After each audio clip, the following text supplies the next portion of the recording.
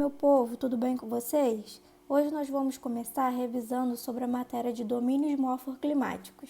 Morfoclimáticos é um conceito que considera os aspectos integrados de relevo, solos, clima e vegetação de uma determinada região. De acordo com a Absaber, o Brasil é dividido em 6 domínios: domínio amazônico, o Cerrado, mares de morros, Caatinga, Araucária e Pradarias. Amazônico. Sua localização é na região norte. Seu relevo são os planaltos, depressões e uma faixa latitudinal de planícies. Hidrografia, bacia hidrográfica do rio Amazonas. Seu solo, de baixa fertilidade devido à quantidade de madeira em decomposição, folhas, frutos, flores que se acumulam no solo adubando. Seu clima é equatorial, caracterizado por temperaturas elevadas e altos índices pluviométricos. Sua vegetação perennifolia, latifoliada, de folhas largas, rica em madeira de lei e muito densa. A floresta amazônica se divide em mata de Guapó, que são áreas constantemente alagadas, mata de Varsávia, que são alagadas em épocas de cheias dos rios, mata de terra firme, que não alaga. A floresta amazônica, ela produz, recicla e reaproveita os nutrientes de que necessita para se manter. Ela vive por si mesma. Isso explica a existência de uma vida vegetal tão rica em solos tão pobres. Essa alta adubação que a floresta faz é vital para a manutenção do equilíbrio natural. Os domínios da Caatinga. Sua localização é na área central da região Nordeste. Seu relevo é os planaltos e as depressões. Hidrografia: Rio São Francisco, perene e rios temporários. Secam no período de estiagem. Seus solos são pouco profundos, pedregosos, pobres em material orgânicos e ricos em sais minerais. Seu clima é semiárido, com altas temperaturas, índice pluviométrico baixo e mal distribuídos. Sua vegetação é xerófila, espinhosa, adaptada a ambientes de clima seco e com capacidade de armazenar água em seu interior. Domínio dos Cerrados. Sua localização é na porção central do território brasileiro. Seu relevo é de planaltos e chapadões do centro-oeste. Sua hidrografia: divisor de água das bacias amazônicas São Francisco e Platina. Seu solo são solos pobres e bastante ácidos. Seu clima é tropical típico com uma estação seca bem demarcada. E a sua vegetação é arbustiva, com árvores de médio porte afastadas uma das outras, troncos, galhos retorcidos e cascas grossas. Domínios dos mares de morros. Sua localização é desde a região sul até o nordeste. Seu relevo são serras, morros arredondados e planícies litorâneas. Sua hidrografia: dividem as águas das bacias hidrográficas de São Francisco, Paranaica, Grande e Tietê. Seu solo é fértil. Seu clima é tropical úmido e sua vegetação é uma vegetação perene, latifoliada, com presença de 3 estratos florestais: herbáceos, arbustivos e arbóreo, conhecida como Mata Atlântica. A Mata Atlântica foi intensamente devastada ao longo dos últimos séculos, desde o período colonial, com a exploração de pau-brasil, mineração, cultivo da cana-de-açúcar, cultivo do café e a urbanização.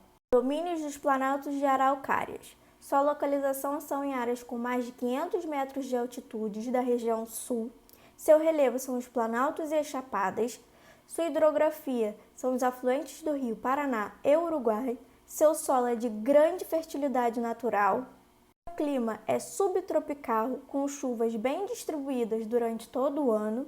Sua vegetação é conífera e acicifoliada, com folhas em formato de agulhas, sendo conhecidas como floresta de araucária ou mata dos pinhais. Ela foi bastante devastada, restando em média de 1 a 2% da área original, e suas causas são extração de madeira e agropecuária.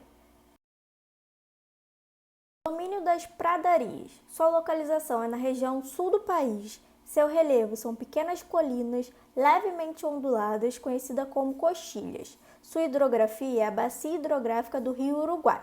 Seu solo é arenoso e, com a exploração econômica, que acontece principalmente com a agropecuária, ocorrem processos de erosão intensos em solos frágeis e rasos.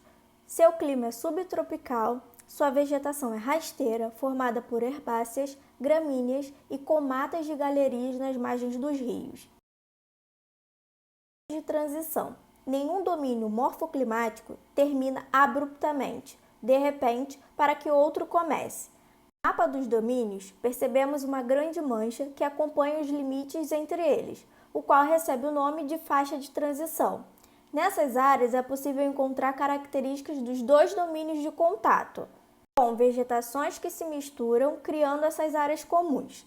Um exemplo é entre o domínio do Cerrado e o Amazônico. Encontramos a vegetação de cerrado associada à floresta de terra firme.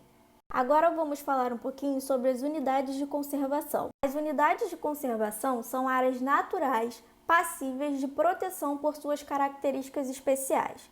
Sua função é assegurar às populações tradicionais o uso sustentável de recursos naturais e ainda desenvolver atividades econômicas ecologicamente saudáveis ao meio ambiente. O meio ambiente é uma condição à vida e um direito fundamental de todo ser humano.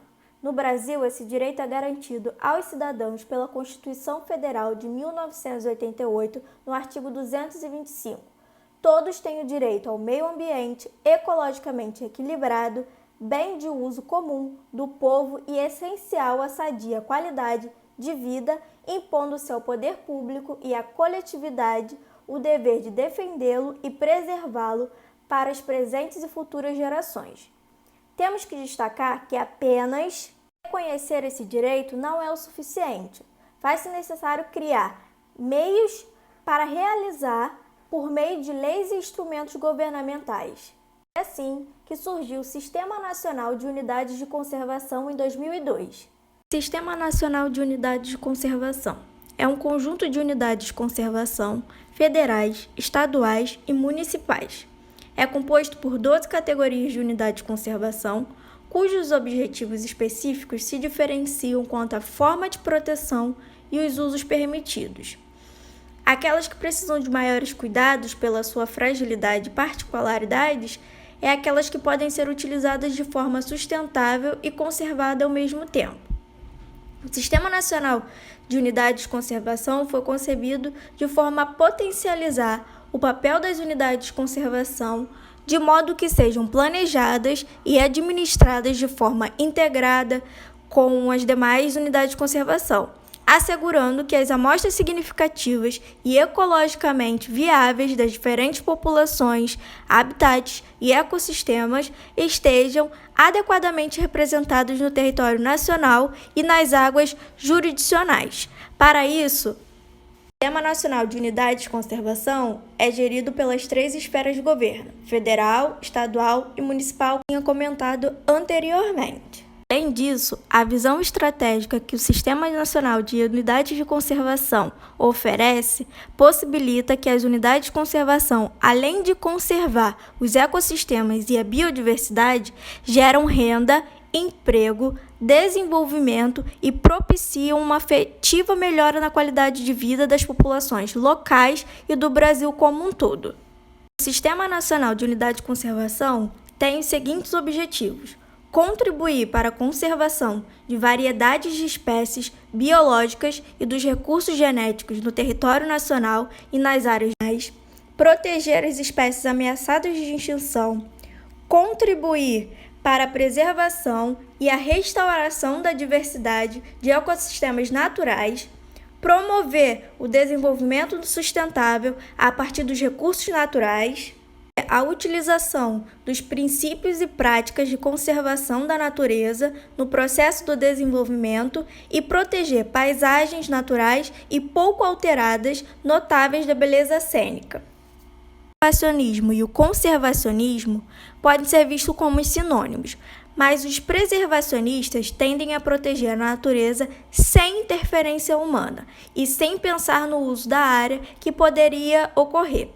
Eles se preocupam em proteger a natureza, salvando as espécies, áreas naturais, ecossistemas e biomas, preservando-a independente do interesse utilitário e valor econômico que a área possa ter. Conservacionistas acreditam que o ser humano faz parte da natureza e, portanto, deve também fazer parte da conservação, conciliando sempre com o objetivo de proteger determinada área. Conservacionistas que defendem o desenvolvimento sustentável. Dos conceitos de preservacionismo e conservacionismo, que o Sistema Nacional de Unidades de Conservação se organiza e agrupa as unidades de conservação. Lembrando, são 12 categorias e 2 blocos, de acordo com seus objetivos de manejo e tipos de uso. Primeiro, proteção integral, são os preservacionistas, e o uso sustentável, os conservacionistas. As unidades de proteção integral têm como objetivo preservar a natureza, sendo admitido apenas o uso indireto dos seus recursos naturais, ou seja, aqueles que não envolvem consumo, coleta ou danos de recursos. Exemplo, o uso de recreação em contato com a natureza, o turismo ecológico, a pesquisa científica, a educação e interpretação ambiental, entre outros. Unidades de uso sustentável têm como objetivo compatibilizar a conservação da natureza, o uso sustentável dos recursos, considerando a presença humana nas áreas protegidas. Exemplos, são permitidas atividades que envolvem coleta e uso dos recursos naturais, desde que praticadas de forma a manter constantes os recursos ambientais renováveis e processos ecológicos. Essas unidades de conservação brasileira. No Brasil, existem várias questões de origens diferentes que atingem as unidades de conservação. Elas podem ter relação com desmatamento, queimadas e incêndios, caça ilegal, regularização fundiária e com o governo. Foi criado em 15 de setembro de 1965 com o objetivo de evitar a ocupação de áreas frágeis, obrigar a conservação de uma parcela da flora nativa a fim de garantir um mínimo de equilíbrio ecossistêmico e estimular a plantação e o uso racional das florestas brasileiras. Já em 25 de maio de 2012, foi instituído o novo Código Florestal Brasileiro. Meus amores, façam os exercícios conceituais e contextualizados do capítulo 5, que são das páginas da 144 e 105. Geografia, que maravilha! Até o próximo vídeo!